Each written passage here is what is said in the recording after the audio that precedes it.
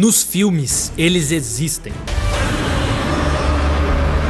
Na vida real, monstros não passam de contos, histórias, fantasia. Mas nas pistas, nas ruas e competições, os monstros existem. E muitos deles fizeram um estrago devastador e que amedrontou os rivais para sempre. Um carro que mexeu com a imaginação das pessoas, que fez todo mundo nos anos 90 sonhar acordado com o Nissan GT-R. Uma besta que quebrou todas as regras com um design como nenhum outro. Uma máquina que vencia na sexta, humilhava aos sábados, aniquilava aos domingos e vendia muito na segunda. E não importava em qual pista pelo mundo, ele era implacável, sem piedade dos rivais. Surgiu como uma aposta milionária por uma empresa bilionária. Já sua aparição ao mundo não foi tão fácil assim quanto ao do Godzilla. Essa criatura sobre rodas passou por uma jornada peculiar, diferente e árdua para ter a reputação que tem até hoje. A fabricante japonesa que via seus rivais de outros continentes batendo neles dentro da sua própria casa. E mesmo enfrentando uma crise mundial, a Nissan,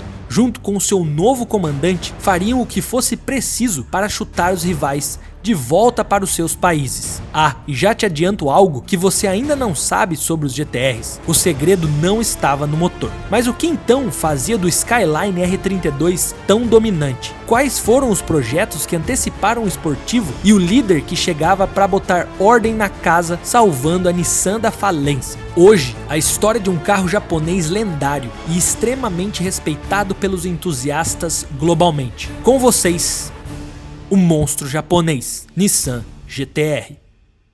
Durante os anos 50, enquanto o mundo estava envolvido na evolução dos meios de comunicação como a televisão e ouvindo Elvis Presley até cansar, algo surgia dentro de uma fábrica pequena, japonesa de menos de 30 anos de história. A Nissan lançava o modelo Skyline AL-SI-1 em 1957, carro considerado de luxo e feito em parceria com a Prince Motor Company. Esse nome esquisito é simplesmente o primogênito do mais famoso carro da marca, o potente Nissan Skyline. Mas como esse carro com cara de clássico se tornou essa lenda e esse esportivo que todo mundo gosta até hoje? Ah, inclusive é fabricado até hoje. O modelo de 57 tinha um desempenho muito similar aos sedãs padrão da época, atingindo cerca de 140 km por hora. O primeiro grande facelift aconteceu em 1961 com o Skyline Sport BL RA3. Pela primeira vez, os responsáveis pela Prince e pela Nissan passaram a ver algum potencial desportivo no sedã. O motor 1.9 litros de 94 cavalos de potência transmitia uma boa sensação para quem o guiava. Essa versão não teve uma produção em massa como a anterior, o que faz desse carro o pesadelo dos colecionadores,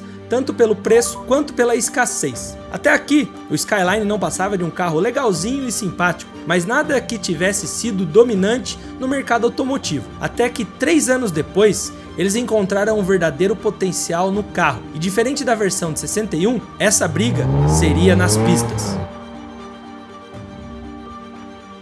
A princípio, o Skyline 2000 GT não era algo para a população japonesa que estava acostumada com coisas mais enxutas, modestas. O objetivo era dominar nas pistas e vencer competições de alto calibre. O carro era de câmbio manual de 5 velocidades e tinha um motor G7 de 6 cilindros que entregava o que era esperado nas pistas japonesas, só ficando atrás de um carro fabricado na Alemanha, o macabro Porsche 904. Todo o sucesso na pista fez com que a população se interessasse pelo modelo, e então a Prince e a Nissan se preparavam para entregar 2 versões do modelo para as ruas. A primeira delas foi a GT-A, que entregava 105 cavalos de potência. Já com a versão GT-B, o buraco era mais embaixo. Ele contava com 3 carburadores Weber 40 e robustos 125 cavalos de potência, o que dava quase 200 km de velocidade máxima. Quando concluíram essas versões do 2000 GT, e em questão de 10 anos após o primeiro dos Skylines, o nome já era conhecido em todo o país. Todos os japoneses reconheciam a qualidade e a alta performance do esportivo. Nessa mesma época, a Prince Motors Company fez uma fusão com a Nissan, e dali em diante seus projetos não levariam mais o seu nome. Só que essa tarefa não seria nada fácil. Mas você sabe o que é fácil? Fácil é você ter uma camiseta temática dessa aqui que o Piloto Caro está usando e que hoje é da Nissan GT-R. E não tem só esse modelo não, tem essa aqui também. Dá uma olhada nas camisetas que a Autofans Store preparou pra gente, ó. Tem preto, tem branco, com diferentes estampas e ó, não é só sobre carros, tem também Fórmula 1 por lá, todos os pilotos, todas as equipes, e agora ele preparou essa linha especial de carros aí que a gente tanto gosta, carros clássicos, carros lendários, carros da atualidade. Então fica de olho no site deles, Autofans Store, e se você se interessou, cola conferir no site e ó, a gente deixou um cupom de desconto especial, obviamente, que é para você já clicar, escolher suas camisetas e comprar e sair usando aí, tanto no rolê quanto no dia a dia, e mostrando a sua paixão por automobilismo. Loja Autofans Store, link na descrição e cola lá conferir que ó, são brabas, tá? Bem brabas. Em 72 chegou a geração C110 do Skyline, que tinha a versão GTX de 130 cavalos e a GTR de 160, o que manteve a boa fama do esportivo, ganhando várias corridas no campeonato japonês de turismo. Só que em 1977, com a chegada da geração C211, a sigla GTR estava fora do jogo depois de muito tempo. O turbo alimentado tinha como principal objetivo atender às normas de emissões poluentes da época. Isso abriu espaço para um carro secundário tentar ganhar terreno dentro da fabricante, o Nissan Z. Só que esse carro não chegava aos pés do que tinha sido o Skyline 2000 GTR. O carro não ia tão bem assim nos torneios e, consequentemente, não vendia. O modo conservador em que a Nissan estava enfiada era como uma areia movediça, estava puxando eles cada vez mais para baixo. Obviamente que tudo isso também tinha parcela de culpa por conta da crise do petróleo dos anos 70, mas não podemos tirar a responsabilidade da fabricante, que não seguia uma boa rota automotiva há bastante tempo. Os anos se passavam, mas parece que nada mudava dentro da fabricante. Até que entra um cara na jogada, um empresário japonês disposto a nadar contra a maré do mercado e voltar a fazer trabalhos revolucionários dentro da fábrica da Nissan. Yutaka Kumi chega e assume a Nissan Motors em 85, disposto a fazer história. Já fazia uma década do último grande sucesso da montadora, e a crise piorava tudo. As fabricantes do mundo inteiro estavam tirando o pé do mundo dos esportivos e focando em coisas simples, de custos baixos e com o maior apelo em massa possível. A Porsche era o grande exemplo disso. Eles investiam caro em corridas e performance, mas naquele ponto da linha do tempo, eles já tinham cortado quase todos os gastos investidos na esportividade dos seus carros. Kumi queria totalmente o oposto. Ele faria com que a Nissan apostasse como nunca na esportividade e potência dos seus próximos carros. O primeiro plano do presidente da Nissan era simples e complexo ao mesmo tempo, analisando ali o contexto da época. Ele queria furar a bolha, trazer reconhecimento a nível mundial para os seus carros. Seu objetivo passou a ficar ainda mais claro: criar os melhores carros de desempenho a nível mundial até 1990. Então, estamos no momento mais importante da história da Nissan. Essa jogada poderia ter destruído toda a história que vinha sendo construída desde 1933. A estratégia que poderia fazer com que seus adversários lhe dessem o checkmate tinha nome. Assim como o movimento no xadrez, esse também era totalmente meticuloso. Esse era o movimento 901.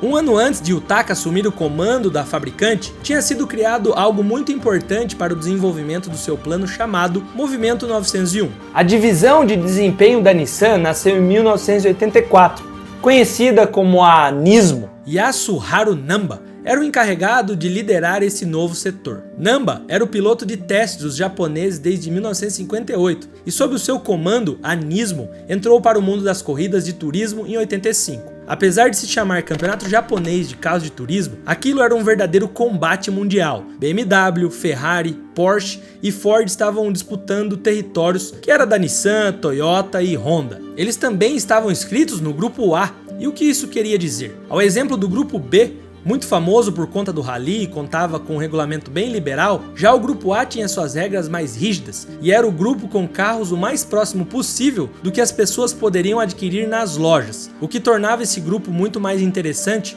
para quem queria aumentar suas vendas, assim como a Nissan. E se eles conseguissem derrotar os famosos Fords e BMWs, com certeza as pessoas comprariam os seus carros. Anos atrás, no grupo 5 de corridas, o Nissan DR30 Skyline tinha tido uma boa performance, mas agora eles teriam que ter um carro quase todo original e competitivo ao mesmo tempo. O DR30 sofreu muito para acompanhar os maiorais, o BMW Série 6 voava abaixo e os Honda Civic os acompanhavam, sendo o carro japonês mais perto do sucesso da época. Kumi precisaria de um novo plano para conseguir chegar. O DR-30 era ultrapassado demais para vencer aquela disputada categoria.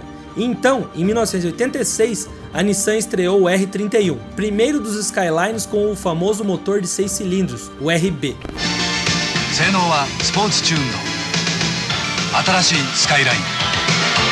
O carro ainda não era o que a fabricante idealizava, mas mesmo assim, com o R31 eles conseguiram vencer o campeonato geral de 86. Eles conseguiram apenas uma vitória naquela temporada, mas com um sistema de pontuação muito bagunçado, eles conseguiram a tão esperada conquista, que fez com que a fábrica sentisse o gosto da vitória novamente. A Nissan continuava a se desenvolver e evoluir para manter os títulos a longo prazo, só que eles não contavam que, cruzando o mar Mediterrâneo, tinha uma fabricante querendo recuperar o lugar mais alto do pódio, e para isso, eles criavam algo que seria o maior carrasco dos rivais da história do automobilismo, que você deve conhecer muito bem como BMW M3 E30. O M3 vinha arrebentando com todos os japoneses e, para piorar, com o lançamento do Ford, o Sierra, o pódio agora era tomado pelos gringos. Nenhum japonês conseguia superar esses dois carros e, consequentemente, viam suas vendas caindo cada dia um pouco mais. Alguns japoneses tentavam evoluir seus próprios modelos, mas a Nissan sabia que para destruir aquela hegemonia precisariam de algo totalmente novo. Lembra do movimento 901? Bom, a Nissan finalmente colheria alguns bons frutos com aquilo. Saía da fábrica de Yokohama algo que talvez poderíamos chamar de supercarro, o Nissan Mid 4. O esportivo tinha motor central V6 de 3.0 litros, que gerava cerca de 245 cavalos de potência, tração nas 4 rodas e diversas tecnologias que serviriam como base para projetos futuros da Nissan. Infelizmente, o Mid 4 e o Mid 4 Tipo 2, lançado em 87, nunca caíram para grande produção, o que se mostrou um erro no futuro, já que o Honda NSX, muito parecido com a mecânica e esteticamente com o Mid 4, caiu nas graças do público. Na verdade, o foco da Nissan estava em outra direção. Kumi ainda estava engasgado com outro carro, um que ele faria de tudo para reviver, o sagrado emblema GTR. Já tinha se passado 1 década e meia que o emblema tinha enfeitado o Skyline, e agora, com o Grupo A, era hora da...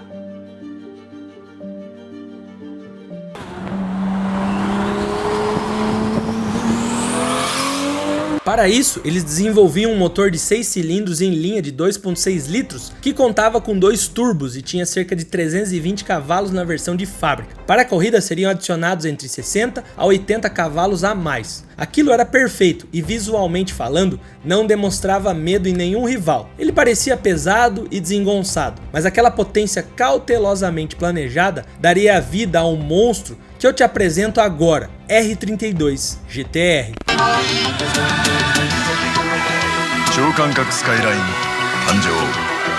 Seu design continuava simples, assim como os Skylines dos anos 80, mas ainda assim apresentava muita melhoria. Apenas ao seu aerofólio e alguns dutos deixavam claro que aquilo era um carro de corrida. Além do motor bem competente, outro fator tinha total responsabilidade por arrastar esse carro até as vitórias: o Ateza ETS. Mas afinal de contas, o que é isso? Esse sistema está presente na fabricante desde o Mid 4 Tipo 2. A palavra Ateza se refere a um sistema de tração nas 4 rodas com distribuição de torque variável. Já o ETS significa Extra Traction System, ou sistema de tração extra, indicando a capacidade aprimorada do sistema em fornecer tração adicional e controle extra em outras ocasiões de pilotagem, melhorando a estabilidade e agilidade em curvas e acelerações. Mas de onde eles tiraram esse sistema? Foi algo original? Bom, a equipe de engenharia da Nissan estava ligeira no mercado dos esportivos e usavam como exemplo positivo um dos melhores carros de manuseio não só da época, mas de toda a história,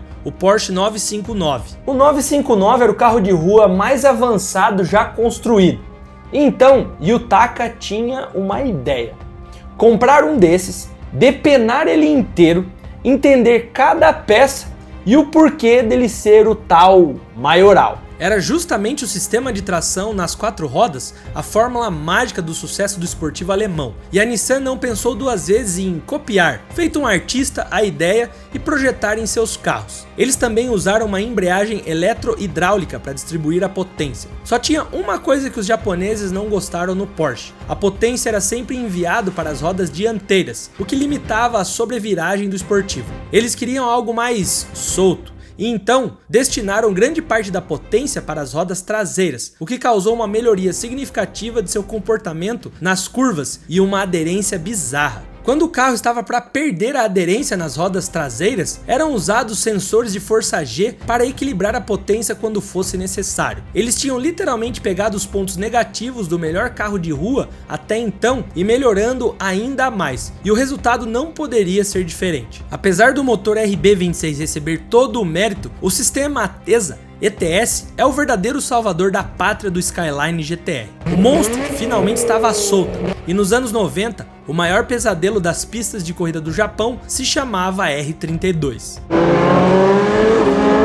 Seus rivais sabiam de cor e salteado todos os detalhes da traseira do Skyline, de tanto ficarem para trás. Honda, Toyota e Ford viram o esportivo da Nissan cruzar a linha de chegada em primeiro, segundo e terceiro lugar em todas as 29 corridas do Grupo A entre 1990 e 93. 4 anos seguidos, não só em P1, mas também em P2, P3, em todas as corridas. O Nissan Skyline GT-R R32 estava literalmente em outra liga, e pilotar ele era quase como uma trapaça. E lembra que falamos sobre como o sucesso dessa categoria ditava o ritmo do mercado automotivo? Bom, após todos esses anos, a Nissan era de longe a imperadora dos carros esportivos no Japão. A fabricante não só se posicionou perfeitamente no mercado nacional, mas também espantou os estrangeiros BMW e Ford, que roubavam os seus clientes nos anos 70 e 80. Os bons resultados não se limitaram ao seu país de origem. Em 91 eles venceram as 24 horas de Spa-Francorchamps. Também ganharam a corrida de 1000 km de carros de turismo, conhecida como a Bathurst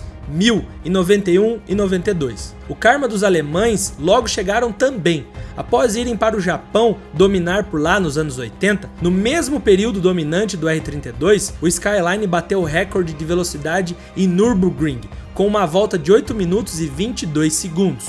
Coincidentemente, na Austrália, a segunda casa desse que vos narra, o desempenho do esportivo rendeu o apelido de Godzilla, e além de tudo, tomou o reinado que antes era do Ford Sierra, que mesmo sendo mais leve que o R32, não conseguia acompanhar as saídas de curva do carro japonês. A humilhação era tão grande que os australianos pediam para que o R32 fosse removido das competições locais. Assim como o Godzilla, ele era ameaçador e sempre chegava fazendo estardalhaço, quebrando tudo, cuspindo fogo e com uma performance aterrorizante. Assim, o movimento 901 criado pela Nissan, junto com o Kumi, funcionou perfeitamente. A fabricante tinha um carro que agora literalmente humilhava e destruía os rivais nos finais de semana. E na segunda-feira, vendia como água. No início, a Nissan estava disposta a fabricar apenas a quantidade mínima do esportivo para poder ingressar no Grupo A, mas a produção mínima de 5.000 peças se mostrou insuficiente. Eles destruíram a concorrência com muita facilidade. No fim das contas, mais de 40.000 GT-R 32 foram vendidos ao longo dos anos. Quando um japonês pensasse em um carro rápido, pensaria na Nissan, e com isso, para se manterem na frente dos demais, vieram outros modelos muito relevantes no cenário automotivo. Um novo turbo duplo vinha ao mercado, e era o 300 ZX, um foguete luxuoso e apto para as pistas. Depois chegaria o Nissan Silvia, mais leve, prático e potente. Tivemos também o Pulsar GTI-R, mas apesar do bom desempenho, ele não caiu muito no gosto do público. Só que de longe o mais importante de todos eles, o responsável pelo desenvolvimento e evolução dos esportivos da Nissan, que você talvez conheça até hoje, e também de outros modelos japoneses, tem nome e sobrenome. Esse é o Nissan Skyline GT-R R32, o famoso Godzilla. Ah, e a linha GT-R não parou no tempo, muito pelo contrário. Em 94 chegou o R33 com motor de 6 cilindros, mas a sua evolução, o R34, que foi lançado em 98, era muito superior em potência e tinha um tamanho mais parecido com o lendário R32. O esportivo ficou ainda mais famoso quando apareceu na franquia Velozes e Furiosos em 2003 e depois teve um retorno triunfal no filme de 2009. Inclusive, o carro pilotado por Paul Walker foi vendido por quase 3 milhões de reais em um leilão. A sua produção tinha sido encerrada em 2002, mas em dezembro de 2007, a Nissan anunciou a chegada de um novo GT-R, dessa vez com motor 3.8 litros de 6 cilindros e biturbo, que daria cerca de 458 cavalos de potência ao modelo. Mas agora o esportivo não carregaria mais o nome Skyline, seria apenas o Nissan GT-R, o que temos lançamentos até hoje inclusive. E dessa forma, no começo dos anos 2000, se encerrou a produção do esportivo japonês mais lendário da história.